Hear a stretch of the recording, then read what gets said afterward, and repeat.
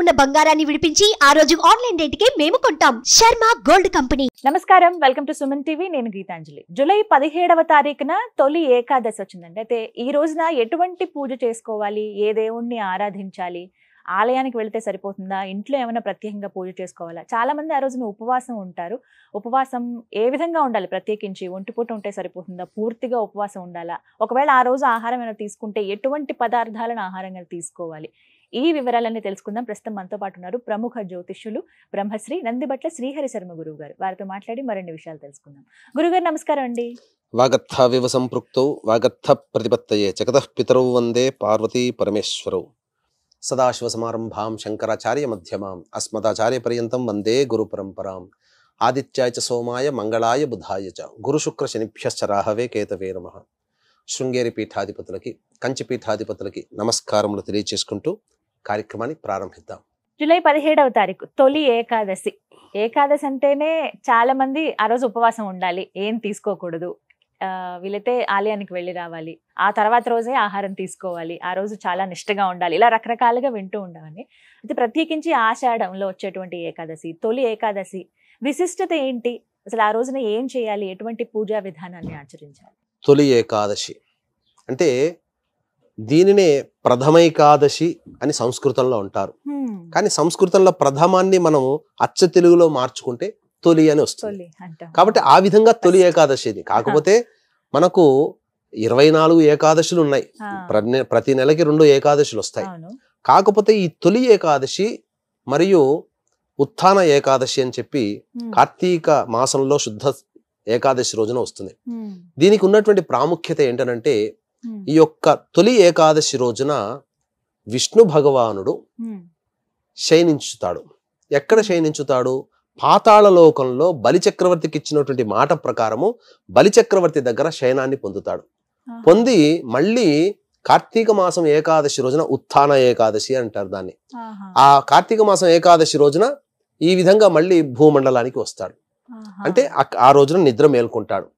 కాబట్టి ఈ విష్ణు భగవానుడు సృష్టి స్థితి లయకారకాలలో స్థితికారకుడు, అంటే మంచి చెడుని రక్షించేటువంటి అధిపతి. కాబట్టి ఈ అధిపతి అయినటువంటి విష్ణు భగవానుడు శయనించినటువంటి సందర్భంలో దీనిని నియమంగా పెట్టుకొని, ఆషాఢం నుంచి కార్తీక మాసం అంటే 4 నెలలు, దీన్ని చాతుర్మాస్య దీక్షగా చెప్పుకుంటూ ఉంటారు. అయితే పూర్వకాలంలో ప్రజలందరూ కూడా ఈ యొక్క చాతుర్మాస్య దీక్షని ప్రారంభించిన వాళ్ళే, ఆచరించిన వాళ్ళే. రాను రాను రాను ఇది అడుగంటిపోయి కేవలం పీఠాధిపతులకి, యతీంద్రులకి, సన్యాసం తీసుకున్న వాళ్ళకి మాత్రమే కర్తవ్యముగా చేసుకునే విధానంగా మారిపోయింది. చాతుర్మాస్యం అంటే వాళ్ళు మాత్రమే చేసుకునేది, మనలాంటి గృహస్థులు కానీ మనం చేసుకునేది కాదు అని. కానీ పూర్వకాలంలో చేసుకునేవాళ్ళు. అయితే ఈ ఏకాదశి అనేటువంటిది ఎలా ఉద్భవించింది? వీక్షించేటువంటి సుమన్ టీవీ ప్రేక్షకులు కూడా ఈ ఏకాదశి సంబంధించినటువంటి సమగ్రమైన వివరణ మీకు తెలియచేస్తున్నాం. కాబట్టి ఈ యొక్క వివరణని మీరు ఆశాంతం వీక్షించండి. ఎందుకంటేనమ్మా, ఏకాదశి రోజున ఎవరైతే ఇటువంటి ఏకాదశి ఉత్పన్నము, ఏకాదశి ప్రాముఖ్యతను, ఏకాదశి రోజున మనం ఏం చెయ్యాలని చెప్పి తెలుసుకుంటామో, ఆ తెలుసుకున్న విధానముతోనే మనకు పుణ్యం సంప్రాప్తిస్తుందట. కాబట్టి ఆశాంతం ఈ యొక్క ఏకాదశి ఉత్పన్నాన్ని వీక్షణ చేస్తే కొంతైనా పుణ్యం మనకు కలుగుతుంది. అసలు ఎలా ఉద్భవించింది తిథి అనేటువంటిది చూసుకుంటే, పూర్వము కృతయుగంలో తాళజంగుడు అనేటువంటి ఒక రాక్షసుని యొక్క కొడుకు మురాసురుడు. ఆ మురాసురుడు బ్రహ్మవర ప్రసాదముతో మునీశ్వరులని, యజ్ఞయాగాది క్రతుల్ని, ప్రజలని నానా రకాలుగా హింసిస్తూ ఉంటే ఎవరు చెప్పుకుంటారు? రాజుకు చెప్పుకుంటారు, లేదా ఇంట్లో సమస్య వస్తే తండ్రికి చెప్పుకుంటారు. ప్రజలందరికీ సమస్య వస్తే భగవానుడికి చెప్పుకున్నారు, రాజులతో సహా. ఆ భగవానుడు విష్ణు భగవాను దగ్గరికి చెప్పుకున్నాడు. అప్పుడు విష్ణు భగవానుడు ఈ యొక్క మురాసురుణ్ణి సంహరించాలనే ఉద్దేశంతో 1000 ఏళ్ళు ఘోరమైనటువంటి యుద్ధం చేసి అలసి సొలసిపోయి ఒక గుహలో విశ్రమించాడు విష్ణు భగవానుడు. ఆ విశ్రమించినప్పుడు ఆ స్వామి వారి దేహము నుంచి, విష్ణు భగవాను దేహము నుంచి ఒక దేవత ఉద్భవించి ఆ మురాసురుని సంహరించింది. కాబట్టి అప్పుడు విష్ణు భగవాను సంతోషించి, నీకేం వరం కావాలి కోరుకోమ్మా అని అంటే, అప్పుడు ఆ యొక్క దేవత స్వరూపమైన స్త్రీ 3 వరాలు కోరుకుంటుంది. ఎప్పుడూ నేను నీకు సదా ప్రియత్వముగా ఉండాలి. అలాగే నీకు నచ్చినటువంటి తిథుల్లో అత్యంత ప్రాధాన్యత నాకు కలగాలి. మూడవది, నేను ఏర్పడినటువంటి తిథి రోజున నా రూపంలో ఎవరైతే నిన్ను కొలుస్తారో వారికి మోక్ష ప్రాప్తి కలగాలి అని చెప్పి మనకు చెప్పబడి ఉంది. కాబట్టి ఈ రోజున ఎటువంటి పాపపు కార్యములు చేయకూడదు, అబద్ధమాడకూడదు, దొంగలించకూడదు. ముఖ్యంగా దంపతులు, వీక్షించేటువంటి దంపతులు మైథునము పనికిరాదు, దాంపత్యం పనికిరాదు ఈ రోజున. అలాగే శుచిర్భూతులై ఉండాలి. సూర్యోదయం కంటే ముందే ఏకాదశి రోజున, ఈ రోజు 17వ తారీఖు రోజున వచ్చినటువంటి తొలి ఏకాదశి ఈ నెలలో చాలా ప్రత్యేకమైందమ్మా. ఎందుకంటే అనురాధ నక్షత్రంతో వస్తుంది. దేవతా నక్షత్రాలలో అనురాధ నక్షత్రము చాలా గొప్పది. పునర్వసు ఉంది, స్వాతి ఉంది, అనురాధ ఉంది. ఇలా దేవతా నక్షత్రాల్లో అనురాధ నక్షత్రానికి చాలా ప్రత్యేకమైనటువంటిది. కాబట్టి ఈ అనురాధ నక్షత్రం వచ్చింది కాబట్టి ఈ తొలి ఏకాదశి చాలా ఇంకా గొప్పదైనటువంటి ప్రాముఖ్యత. అయితే ఈ తొలి ఏకాదశి రోజున చాలా మంది విష్ణు భగవానుడికి ప్రీతికరమైనటువంటివి పెట్టడం. ఎవరికైనా మనకు నచ్చినది ఎవరైనా తీసుకుని వస్తే సంతోషిస్తాం కదా, కానీ తెలియక కొంతమంది తప్పేం చేస్తారంటే ఈ విష్ణు భగవానికి ఇష్టమైనటువంటి తులసి దళాన్ని తెంపుతారు. ఏకాదశి రోజున తెంపకూడదు, పాపం వస్తుంది. కాబట్టి ముందు రోజే దశమి తిథి రోజున ఈ యొక్క తులసి దళాలను తీసుకుని వచ్చి, లేదా ముందు రోజు కోసినటువంటి మాల ఏదైనా కానీ ఆ స్వామి వారికి పూజా విధానంలో మీరు చేసుకోవాలి. అయితే ముఖ్యంగా మనం సైంటిఫికల్ గా ఆలోచిస్తే ఈ యొక్క భారతీయులు, ఎందుకంటే మొన్న కరోనా వచ్చింది కదమ్మా, ఈ కరోనా వచ్చిన తర్వాత ప్రపంచమంతా కూడా పిట్టల్లా రాలిపోయారు. కానీ భారతదేశంలో చాలా ఇమ్యూనిటీ సిస్టంతో ఎందుకు ఇంతమంది ఉన్నారు అనేటువంటి ఆలోచన చేస్తే, వాళ్ళ ఇండియన్స్ యొక్క ఆచరణ ఎలా ఉంది, పద్ధతులు అని చెప్పి తెలుసుకుందామని వాళ్ళు రీసెర్చ్ చేశారు. చేసిన తర్వాత మన విధానంలో ఉన్నటువంటి ఏకాదశి తిథి యొక్క ప్రాధాన్యత అంటే, ఈ ఏకాదశి తిథి రోజున పూర్వకాలంలో కఠినమైనటువంటి ఉపవాస దీక్ష పాటించేవాళ్ళు. అంటే ఎటువంటి భోజన పదార్థము, ఉడికించినటువంటి భోజన పదార్థాలను తీసుకునేవాళ్ళు కారు. కాబట్టి వీక్షించేటువంటి సుమన్ టీవీ ప్రేక్షకులు కూడా గమనించాల్సింది ఏంటంటే, ఏకాదశి రోజున ఉపవాసం ఉండాలి. ఎందుకు ఉపవాసం ఉండాలి అని అంటే, మనలో ఉన్నటువంటి ఇమ్యూనిటీ సిస్టమ్, రోగ నిరోధక శక్తి పెరుగుతుంది. అంటే దీనికి ఏం చెప్పబడింది శాస్త్రం ప్రకారం అంటే, పూర్వము విష్ణు యొక్క అనుగ్రహం చేత జన్మించినటువంటి పాప పురుషుడు, తర్వాత బ్రహ్మ లలాటము నుంచి ఒక చెమట బిందువు, స్వేద బిందువు భూమి మీద పడి తద్వారా ఉద్భవించినటువంటి రాక్షసుడు, ఇద్దరూ కలిసి మాకేదైనా, మేము ఉండే ప్రదేశం మాకు కావాలి అని చెప్పి కోరుకున్నారట. అప్పుడు బ్రహ్మదేవుడు ఏం వరం ఇచ్చారంటే, మీరు ఏకాదశి తిథి రోజున అన్నాన్ని ఆశ్రయించండి.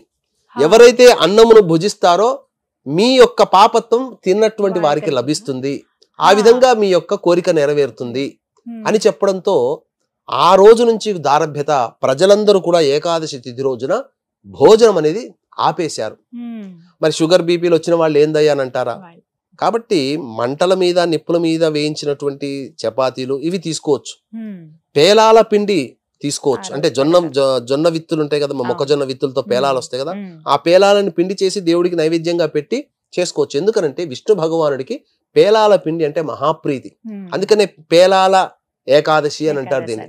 కాబట్టి విష్ణు భగవానికి మీరు పూజ చేసి పేలాల పిండిని నైవేద్యంగా పెట్టి మీరు గనక భుజించినట్లయితే మీకు ఆ యొక్క ఏకాదశి తిథిన శక్తి వస్తుంది. కాబట్టి ఇబ్బంది లేదు. అయితే ఈ యొక్క విష్ణు భగవాన్ ఏ విధంగా ఆచరించాలి, ఆచరించగలిగితే కఠినమైన ఉపవాస దీక్ష. నేను చాలా మంది మధ్వలని అలాగే వైష్ణవుల్ని చూశాను, ఏకాదశి తిథి రోజున చాలా చక్కగా ఆచరించుకుంటారు. ఎటువంటి భోజన పదార్థం చెయ్యరు. ఆ రోజల్లా కూడా విష్ణుకి ప్రీతికరమైనటువంటి స్వచ్ఛమైనటువంటి గో ఆజ్యముతో, ఘృతము అంటారు, ఆ ఘృతముతో అనగా ఆవు నేతితో దీపారాధన చేసి విష్ణువుకి చక్కటి ఇష్టమైనటువంటి పసుపు రంగు పూలమాల వేసి, పసుపు చామంతి పూలమాల వేసిన తర్వాత, లేదా తామర మాల వేయొచ్చు, లేదా మారేడు దళాల మాల వేస్తే ఇంకా విశేషం. కాబట్టి ఆ రోజున తులసి చెట్టు దగ్గర ఆవు నేతితో దీపారాధన చేసి, తులసి చెట్టు దగ్గరనైనా దేవుడి చిత్రపటం దగ్గరనైనా విష్ణు సహస్రనామ పారాయణం చేయాలండి. ఎన్నిసార్లైనా కానీ చేయొచ్చు. ముఖ్యంగా రాత్రిపూట శివరాత్రి రోజున ఏ విధంగా జాగారం చేస్తామో ఏకాదశి తిథి రోజున కనీసం తొలి ఏకాదశి తిథి రోజునైనా కానీ జాగారం చేసి తెల్లవారి మళ్ళీ స్నానకృత్యాదులు తీర్చుకొని విష్ణు దేవాలయ సంబంధం అనగా లక్ష్మీ నరసింహస్వామి, వెంకటేశ్వరుడు, కృష్ణుడు, రామాలయం ఏదైనా దేవాలయానికి వెళ్ళి ఆ స్వామి వారికి ఇష్టమైనటువంటి పదార్థములు నైవేద్యముగా పెట్టి ముఖ్యముగా ఈ యొక్క ఏకాదశి వ్రతాన్ని ఆచరించి ఎటువంటి భోజన పదార్థం తినకుండా ఉండి ఎటువంటి దాంపత్యం లేకుండా ఉండి ఆ రోజున విష్ణు దేవాలయానికి చేరుకొని అక్కడ ఉన్నటువంటి గోవులకి గనక ఏదైనా గ్రాసము ఇచ్చినట్టయితే ఈ ఏకాదశి తిథి యొక్క పవిత్రమైనటువంటి పుణ్యఫలాన్ని మనం వీక్షించేటువంటి ప్రేక్షకులందరూ పొందుతారు. కాబట్టి ఇది చాలా అత్యంత పవిత్రమైనటువంటి తొలి ఏకాదశి. కాబట్టి ఈ తొలి ఏకాదశి రోజున పురస్కరించుకొని కార్తీక మాస శుద్ధ ఏకాదశి వరకు కూడా విష్ణువుని గనక ఆరాధన చేసిన వాళ్ళకి మోక్ష ప్రాప్తి కలుగుతుంది. గురుగారు, విష్ణువు మోక్షాన్ని ఇస్తాడు ఖచ్చితంగా. పూజను ఏదైనా ఆచరించిన, ఆయన్ని స్మరించిన, ఏమైనా అత్యున్నత క్షేత్రాలను ఏమైనా దర్శించినా కూడా మోక్షం లభిస్తుంది అని అంటారు. ఈ ఏకాదశి ఎప్పటి నుంచో ఆచరిస్తున్న వాళ్ళు ఉన్నారు, ఇప్పటికీ చూస్తున్నాం చాలా మంది ఉన్నారు ఎంతో నియమ నిష్టలతో. మోక్షం అంటే ఎటువంటి మోక్షాన్ని ఇస్తాడు ఆయన? వాళ్ళందరికీ మోక్షం కలిగిందా ఇప్పటి వరకు ఏకాదశి వ్రతాన్ని చేసిన వాళ్ళకి? దేవతలకు నిలవైనటువంటి స్వర్గంలో నివాసం ఉండడం మోక్షం, లేదా ఇంకా గొప్పదైనటువంటి పుణ్యఫలం ఉంటే మనం ఏ దేవత ఉపాసన చేస్తామో ఆ దేవత యొక్క సన్నిధానంలో ఉండడం పరమపద మోక్షము అని అంటారు. కాబట్టి ఇక్కడ గమనించాల్సిందంటే మోక్షము అని అంటే మనము కలియుగంలో జన్మించామమ్మా, ఎన్నో పాపకర్మలతో మనం పుట్టాం, అంత ఈజీగా మోక్షం అనేది రాదు.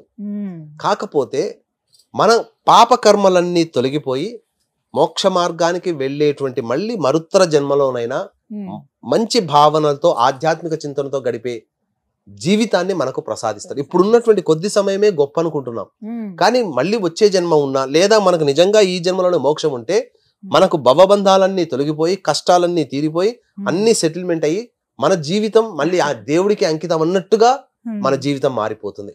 ఇక మోక్షం అని అంటారా, ఈ మోక్షానికి చాలా అంతరార్థం ఉంది. ఈ తొలి ఏకాదశి అంటే విష్ణువుకు సంబంధించినటువంటిది కాదమ్మా, కాబట్టి మోక్షకారకుడు ఈ యొక్క విష్ణు భగవానుడు. కాబట్టి ఈ రోజున ఎవరైతే పితృదేవతల్ని ఆరాధన చేస్తారో ఆ పితృదేవతలకి పేలాల పిండితో చేసినటువంటి నైవేద్యం గనక పెట్టినట్లయితే పితృదేవతలకు కూడా మోక్షం చెందుతుంది. కాబట్టి పితృదేవతా భావనతో పితృదేవతల చిత్రపటానికి దగ్గర కూడా దీపారాధన చేసి ఆ రోజున నైవేద్యంగా ఈ పేలాల పిండిని నైవేద్యంగా పితృదేవతలకు పెట్టి మోక్షాన్ని ప్రసాదించమని ఆ విష్ణు భగవానికి మనం విన్నవించుకుంటే, ఎందుకంటే ఏ కుటుంబంలోని వాళ్ళు ఆ యొక్క విధానాన్నిగా ఆ వారసులే ఈ యొక్క మోక్షానికి సంబంధించినదిగా ప్రార్థన చేయాలి. చేస్తే ఆ పితృదేవతలట చాలా సంతోషిస్తారట. నా గురించి నా వారసులు మేము ఇలా నరక బాధపడుతున్నాము, మా వారసులు విష్ణు భగవాన్ని స్తుతించారు అని చెప్పి ఆ పుణ్యం కొద్ది పుణ్యాన్నైనా తీసుకుంటారట. తీసుకుని ఆ నరక బాధ నుంచి బయటపడతారు. కాబట్టి వారి పితృదేవతని కూడా సంతోషపరుస్తుంది ఈ యొక్క శయన ఏకాదశి, తొలి ఏకాదశి అనేటువంటి రోజున పితృదేవతలను ఆరాధించడం ద్వారా.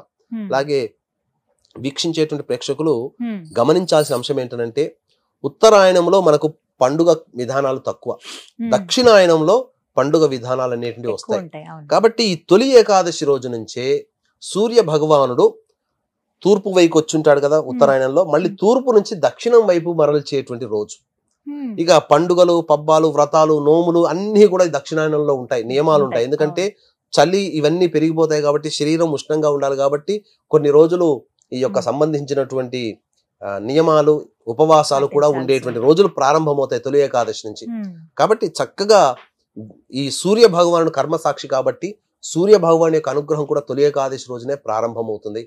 కాబట్టి దక్షిణాయనం కూడా ప్రారంభం అయ్యేటువంటి సందర్భంగా కూడా చెప్పబడింది. కాబట్టి తప్పకుండా దేవతానుగ్రహాన్ని తొట్టతొలిగా పూజలందుకునే దేవుడు ఈ దక్షిణాయనంలో విష్ణు భగవానుడు తొలి ఏకాదశి రూపంలో అందుకుంటాడు. కాబట్టి విష్ణు భగవాన్ యొక్క ఆలయంలో చేరుకొని ఆ విష్ణువుకి ప్రీతికరమైనటువంటి వస్తువులు పేలాల పిండి అయినప్పటికీ లేదా పూలు కానీ, ఇంకా చెప్పాలి అంటే వెంకటేశ్వర స్వామికి కుండలో పెట్టినటువంటి పెరుగున్నంని ద్వాదశి రోజున నైవేద్యంగా పెట్టినట్లయితే చక్కటి సంతానంతో పాటుగా వారి యొక్క కోరిక నెరవేరుతుందట.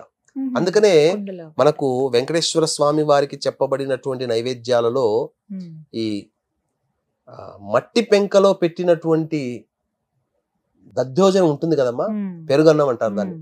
ఆ నైవేద్యం ఎవరికి రాదు, బయటికి రాదు, కొద్దిగా పెడతారు, కొద్ది మందికే వెళుతుంది.